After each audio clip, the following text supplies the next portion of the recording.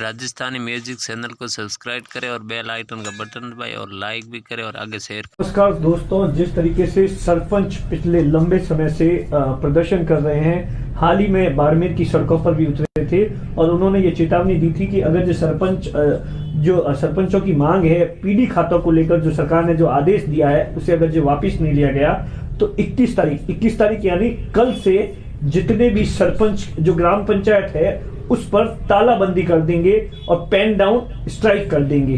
तो इसी को लेकर हमारे साथ में हिंदू सिंह जी मौजूद है, जो कि दूसरी बार सरपंच चुने गए और जिला अध्यक्ष भी है। उनसे जानते हैं कि आखिर किस तरीके की प्लानिंग है और वो क्यों सरपंच इस बात पर अड़े हैं और सरकार भी अपनी जो आदेश निकाला है उसको लेकर अड़ी है। हिंदू सिंह जी, कल 21 तारीख है, आज क्या कुछ बैठक हुई प्रदेश से, किस तरीके की वार्ता हुई, क्या समाचार है? आज प्रदेश सरपंच संघ की वित्तीय सेक्रेटरी साहब के साथ बैठक थी, अभी जो समाप्त हुई है घंटा भर पहले ही। वो वार्ता सफल रही। जो हमारी मांगे थी वो राज्य सरकार के अधिकारियों ने उस मांग को ठुकरा दी है। इसलिए जो हमारा जो पहले से जो प्रस्तावित कार्यक्रम था 21 तारीख को ग्राम पंचायतों की तालाबंदी का जो कार्यक्रम था, जो पूरे राजस्थान में कल ग्राम पंचायतों लॉकडाउन पेन डाउन रहेगा, जिसमें पूरे बाड़मेर जिले की 699 ग्राम पंचायतों पर कल तालाबंदी का कार्यक्रम रहेगा और सभी तालाबंदी करके और राज्य सरकार की सद्बुद्धि के लिए कुछ ग्राम पंचायतों में हवन का भी कार्यक्रम किया जाएगा।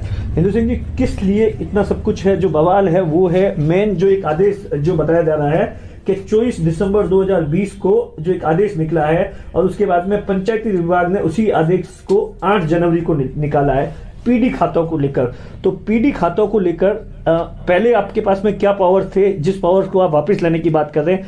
अब तो सरकार ने ये कर दिया है कि सारे पावर्स ट्रेजरी को दे दिए हैं। अगर जो कोई भी सरपंच या ग्राम पंचायत का बिल पास होगा तो वहां से होगा। पहले क्या होता था और अब इसमें क्या है?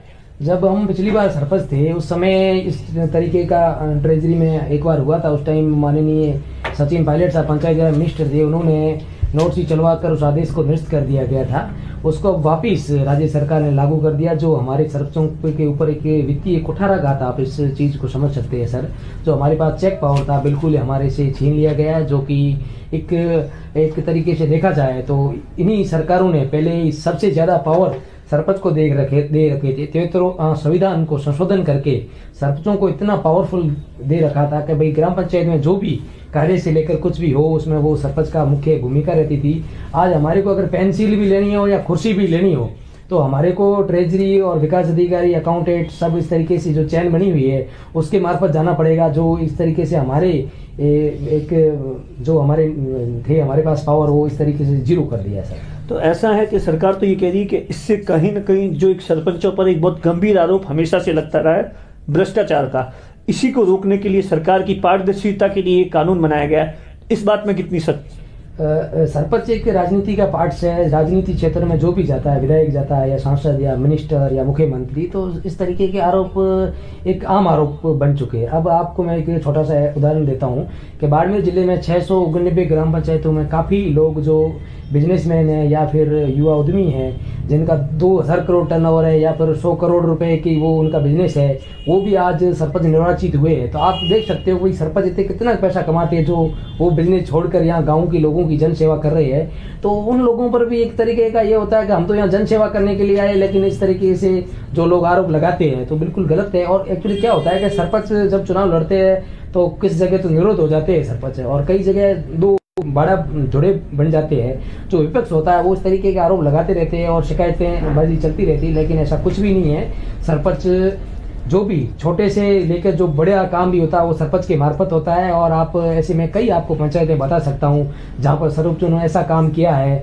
कि आप वो देख के दंग रह जाओगे सर। अच्छा, तो अभी जिस तरीके से जो नए सरपंच चुने गए हैं उनके लिए ये कितने अपने आप में मुश्किल है और विकास कार्य में भी कुछ फर्क पड़ रहा है? पहले से ही जो नए सरपंच बने उनका 12 महीना कार्यकाल पहले से ही कम बढ़ गया है। ऊपर से उनको जो सीखने की जो एक बार भी कोई कार्यशाला का आयोजन अभी तक राज्य सरकार द्वारा नहीं किया गया है, और 12 महीना पहले से उनके कम पड़ गए और 6 महीने इन पीडी खातों और इस तरीके से 12 महीना और चक्कर लगाते रहेंगे, जिससे 2 साल तो यूँ समझ लो कि आप ग्राम पंचायतों का विकास ठप रहेगा। तो अब किस तरीके की किस तरीके की योजना है और उससे आगे की क्या योजना है? अब हमारा अगला कार्यक्रम जयपुर कूच का कार्यक्रम है।